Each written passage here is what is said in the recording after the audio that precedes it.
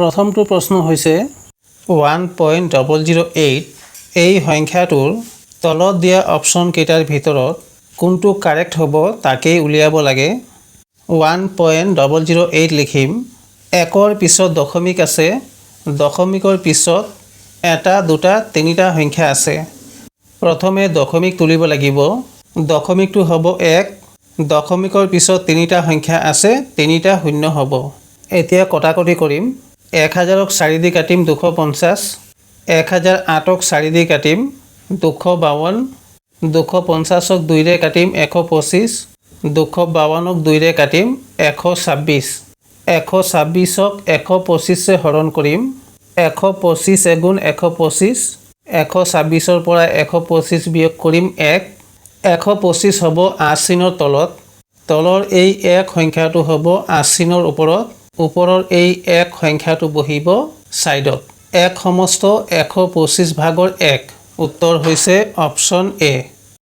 পিছৰ প্ৰশ্নটো হৈছে সৰল অংক কৰিব লাগে। ইয়াত যোগ, পূৰণ, হৰণ আৰু প্ৰথম বন্ধনী আছে। প্ৰথমে প্ৰথম বন্ধনীৰ কাম কৰিব লাগিব, তাৰ পিছত হৰণৰ কাম, হৰণৰ পিছত পূৰণৰ কাম আৰু পূৰণৰ পিছত যোগৰ কাম কৰিব লাগিব। প্ৰথম বন্ধনীৰ ভিতৰত আছে 5 পূৰণ 5, 5 আৰু 5 পূৰণ কৰিম 25। এতিয়া যোগ, পূৰণ আৰু হৰণ চিন আছে। প্ৰথমে হৰণৰ কাম কৰিব লাগিব। 5 যোগ 5 পূৰণ, 5 হৰণ 25 আছে। হৰণ চিনটো পূৰণ চিন কৰিম। পূৰণ চিন কৰাৰ লগে লগে 25ৰ তলত একো নাই মানে 1 আছে। 1টো হ'ব আশ্বিনৰ ওপৰত আৰু 25টো হ'ব আশ্বিনৰ তলত। পূৰণ 5, 25ক 5ৰে কাটিম 5, 5 আৰু 5 কটাকটি কৰিম। কটাকটি কৰাৰ পিছত থাকিলে 5 যোগ 5 পূৰণ 1, 5 আৰু 1 পূৰণ কৰিম 5, 5ৰ লগত 5 যোগ কৰিম 10, উত্তৰ হৈছে অপশ্যন চি।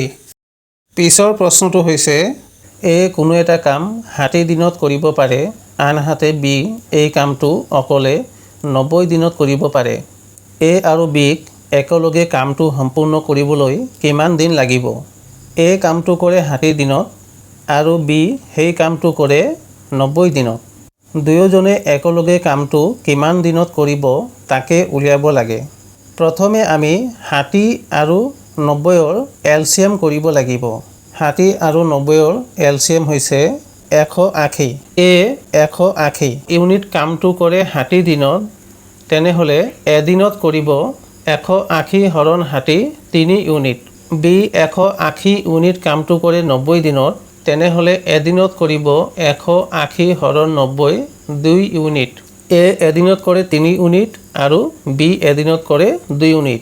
দুয়োজনে একেলগে এদিনত কৰিব 3 যোগ 2 5 ইউনিট। এ আৰু বি দুয়োজনে 5 ইউনিট কাম কৰে এদিনত, তেনেহ'লে 180 ইউনিট কাম কৰিব 180 হৰণ 5। 180ক 5ৰে হৰণ কৰিলে হ'ব 36 দিন, উত্তৰ হৈছে অপশ্যন বি। নেক্সট কুৱেশ্যনটোৰ মান নিৰ্ণয় কৰিব লাগে। প্ৰথমে আচ চিনৰ তলত থকা সংখ্যাখিনি সমাধান কৰিম। 3 আৰু 1 পূৰণ কৰিম 3, 3ৰ লগত 1 যোগ কৰিম 4, 3 ভাগৰ 4। 3 আৰু 2 পূৰণ কৰিম 6, 6ৰ লগত 1 যোগ কৰিম 7, 3 ভাগৰ 7। এতিয়া এই 3 ভাগৰ 4ৰ 4টো থাকিব আচ চিনৰ তলত আৰু 3 থাকিব আচ চিনৰ ওপৰত। ঠিক একেদৰে ইয়াতো 7টো থাকিব আচ চিনৰ তলত আৰু 3 হ'ব আচ চিনৰ ওপৰত।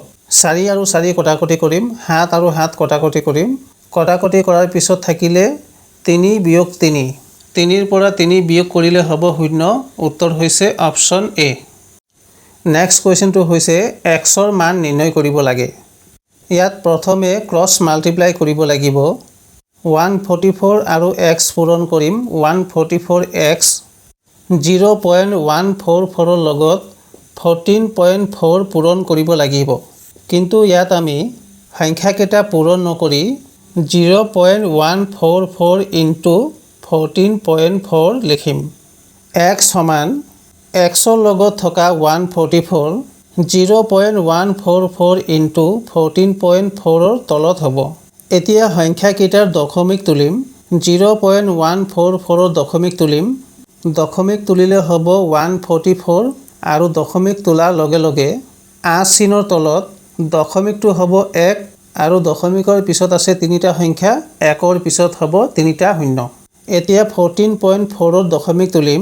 14.4 দশমিক তুলিলে হ'ব 144। দশমিক তোলাৰ লগে লগে দশমিকটো হ'ব 1। দশমিকৰ পিছত আছে এটা সংখ্যা, 1ৰ পিছত হ'ব এটা শূন্য। 144 আৰু 144 কটাকটি কৰিম। এতিয়া 144ক তলত আছে 1000 আৰু 10। 1000 আৰু 10 পূৰণ কৰিলে হ'ব 10000। 144ক 10000ৰে হৰণ কৰিব লাগিব, কিন্তু ইয়াত আমি হৰণ নকৰি 144 লিখিম। ইয়াত শূন্য আছে 1 2 3 4টা। দশমিক হ'ব 4টা সংখ্যাৰ আগত, কিন্তু 144ত সংখ্যা হৈছে 3টা। তাৰ কাৰণে 144ৰ আগত এটা শূন্য দিব লাগিব। শূন্য দিলে সংখ্যা হ'ব 4টা, দশমিক হ'ব শূন্যৰ আগত। উত্তৰ হ'ব 0.0144। Option D.